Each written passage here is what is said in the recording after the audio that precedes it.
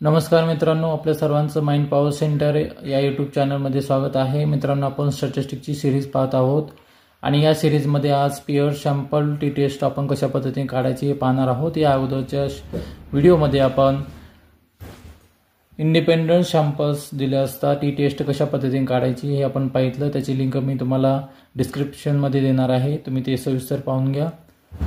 ज्यावेळेस या पद्धतीने आपल्याला पेअर सॅम्पलमध्ये एकच गट आपल्याला असतो आणि त्याच गटावर आपल्याला प्री टेस्ट आणि प्रो टेस्ट केलेली असते। प्री टेस्ट घेऊन त्याचा गुणांकन दिलेला असतो, त्यानंतर इंटरव्हेन्शन किंवा इतर ट्रेनिंग वगैरे दिले जाते आणि त्यानंतर त्याच गटावरती आपण प्रो टेस्ट त्या ठिकाणी घेत असतो आणि या दोन्ही आलेल्या गुणांकांचं सरासरी आपण तुलना या ठिकाणी करत टी टेस्टच्या माध्यमातून आपल्याला करायची आहे। ओके, तर आपल्याला टी टेस्टच्या माध्यमातून तुलना करत असताना आता याचं समेशन करून घ्यावं लागणार आहे। प्री टेस्टचं जे गुणांकन दिलेलं आहे याचं समेशन म्हणजे या गटाची बेरीज आपल्याला करून घ्यायची। या गटाची बेरीज येते 46। त्यानंतर प्रो टेस्ट घेतल्यानंतर आलेले जे गुणांकन आहे या गुणांकांची आपल्याला बेरीज घ्यायची म्हणजे समेशन x2। या गटाला आपण x1 म्हणू, या गटाला x2। आपले दोन वेगवेगळे गट नाहीत, याच गटावरती आपण प्री टेस्ट घेतलेली आहे, प्रो टेस्ट घेतलेली आहे। ओके, आणि याचं जर बेरीज केली तर ती बेरीज येते 23। यानंतर आपण याचा n बरोबर किती आहेत, नंबर ऑफ आयटम याच्यामध्ये किती आहेत, 1 2 3 4 5 6 7 8 9 10 10 आहेत म्हणून इथं 10। तसे इथं पण तोच गट आहेत म्हणजे इथं पण n 10। ओके, त्यानंतर आपण याचा समेशन x1 स्क्वेअर करूया म्हणजे वर्ग करायचा आणि वर्गाची बेरीज करायची। ओके, आता याचा समेशन x1 स्क्वेअर इथं 4 चा वर्ग 16 वर्ग करून घेऊया अगोदर याचा आपण। 5 चा वर्ग 25, 7 चा वर्ग 49, 3 चा वर्ग 9, 16,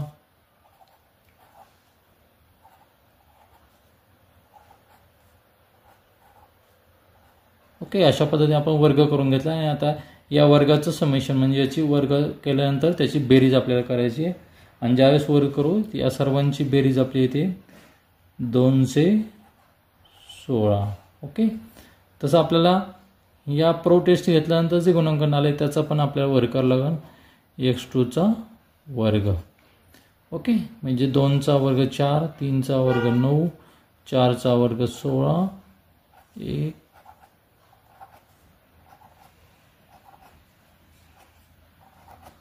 ओके, याचा पण वर्ग करून घेतला आणि याचं पण आपण समेशन x2 स्क्वेअर याचं पण आपण बेरीज करूया आणि याची बेरीज केल्यानंतर ती बेरीज येते 61।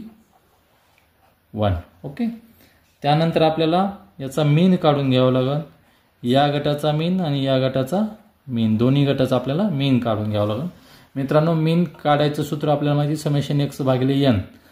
जर आपण या मीन कसा काढायचा सविस्तर आपण या अगोदरच्या व्हिडिओमध्ये आपण माहिती दिलेली आहे, त्याची पण लिंक तुम्हाला डिस्क्रिप्शनमध्ये मी तुम्हाला देईन। मीन कसा काढायचा, समेशन x भागिले n म्हणजे समेशन x म्हणजे या गटाची बेरीज भागिले n म्हणजे 10 म्हणजे 46 भागिले 10, तर ते त्याचा मीन येतो 4.6। ओके, आणि या गटाचं पण समेशन x भागिले n, समेशन या गटाची बेरीज आलेली आहे 23 आणि n 10 आहे, 23 भागिले 10 बरोबर 2.3। ओके, त्यानंतर आपल्याला इथं समेशन डी काढायला लागेल। ओके,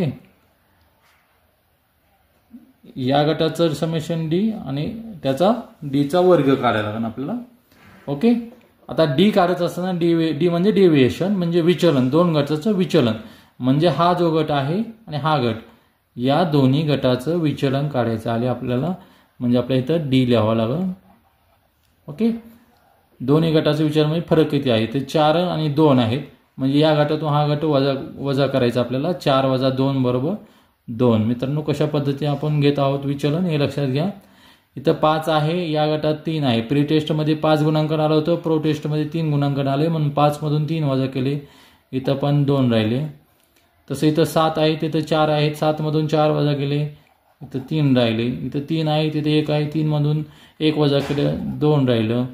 त्यानंतर इथं 4 आहेत, इथं 2 आहेत, 2 मधून 2 वजा केले 2 आले। 6 आहेत, 6 इथं 3 आहे, 6 मधून 3 वजा केले 3। या पद्धतीने आपण विचलन काढत आहोत।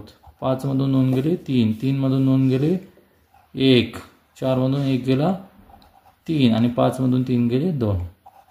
हे आपण अशा पद्धतीने विचलन काढलेले आहे, डी काढलेले आहे. आता आपल्याला याचा डीचा वर्ग करून घ्यायचा आहे. समेशन डी, आता समेशन डी म्हणजे या सर्वांची बेरीज, या सर्वांची बेरीज येते 23. ओके, त्यानंतर याचा वर्ग आपल्याला करून घ्यायचा आहे. आता याचा वर्ग 2चा वर्ग 4, 4, 3चा वर्ग 9, इथं 4, 4, इथं 9, इथं 9, इथं 1, इथं 9 आणि इथं 4. ओके, आता याचं पण समेशन डी स्क्वेअर. आता आपण इथं समेशन डी स्क्वेअर काढून घेऊया, म्हणजे वर्गाची बेरीज आपल्याला करावं लागणार आणि या वर्गाची बेरीज येते 57. ओके, आता अशा या पद्धतीने आपण सर्व संख्या काढून घेतलेल्या आहेत सूत्रानुसार. आता टीचं सूत्र आहे टी बरोबर पहिल्या गटाचा वर्ग मध्य सरासरी वजा X bar two mean. Okay, X bar 1 mean वजा एक्स बार 2 मीन. ओके, भागिले वर्गमुळात समेशन डी स्क्वेअर वजा समेशन डीचा वर्ग भागिले एन, पुन्हा याला भागिले एन कंसात एन वजा 1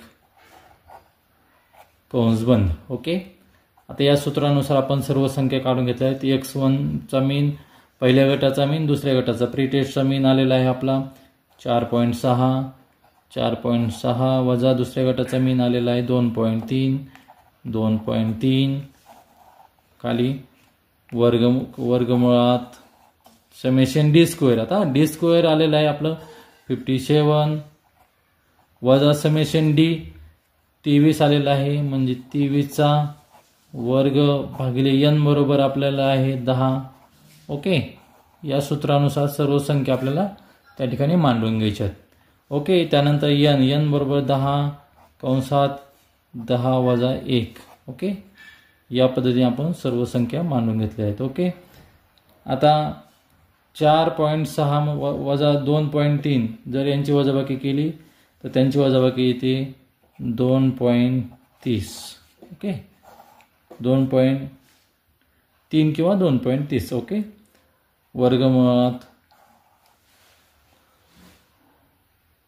आता इथं 57, 23चा वर्ग केला आणि त्याला भाग दिला 10ने. 23चा वर्ग येतो 529, 529 भागिले 10 म्हणजे 52.9. ओके, भागिले आता 10 इथं 10 वजा 1 बरोबर 9 आणि 10 गुणिले 9 बरोबर 90. ओके, त्यानंतर बघा मित्रांनो, अत्यंत एकदा संख्या आपण सूत्रामध्ये टाकल्या की आपल्याला एक एक प्रक्रिया करत पुढे चालायचं आहे. 2.30 वजा, आता या 57.52.9 वजा केले 57 मधून तर उत्तर येतं 4.1 आणि भागिले 90 हे वर्गमुळात आहे. त्यानंतर 2.30, 4.1 ला जर 90 ने भाग दिला तर भागाकार येतो 0.0455. ओके, त्यानंतर आपण इकडं समोर मांडूया 2.30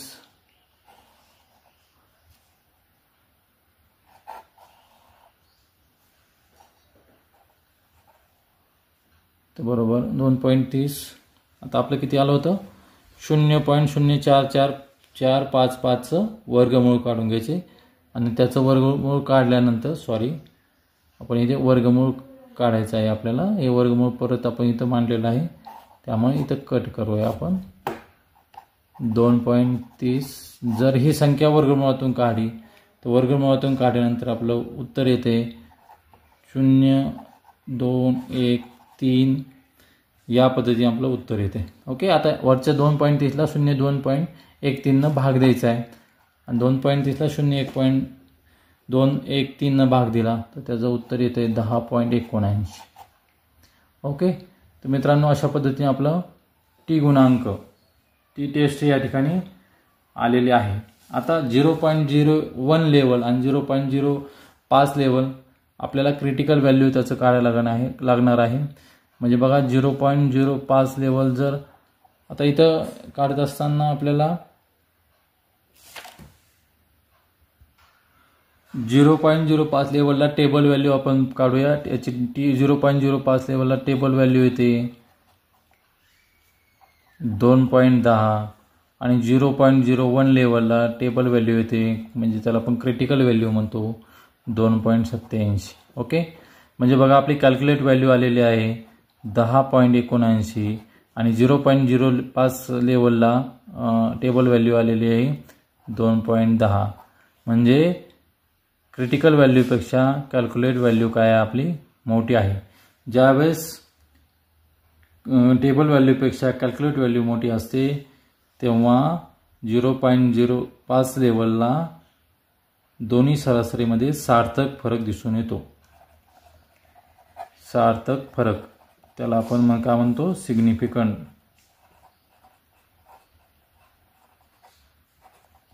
सिग्निफिकंट डिफरन्स त्या ठिकाणी दिसून येतो आणि सिग्निफिकंट डिफरन्स ज्यावेळेस दिसून येतो त्यावेळेस आपण या पद्धतीने आपलं हे टी टेस्टचं उदाहरण तुम्हाला पेअर सॅम्पल जे द्वारे टी टेस्ट कशी काढायची अशा पद्धतीने जर उदाहरण आलं तर या पद्धतीने या सूत्राचा वापर करून आपण टी टेस्ट आपल्याला काढायची आहे. ओके मित्रांनो, चॅनलला लाईक आणि सबस्क्राईब केलं नसेल तर चॅनलला लाईक आणि सबस्क्राईब करा आणि अशाच प्रकारचे व्हिडिओ पाहत राहा.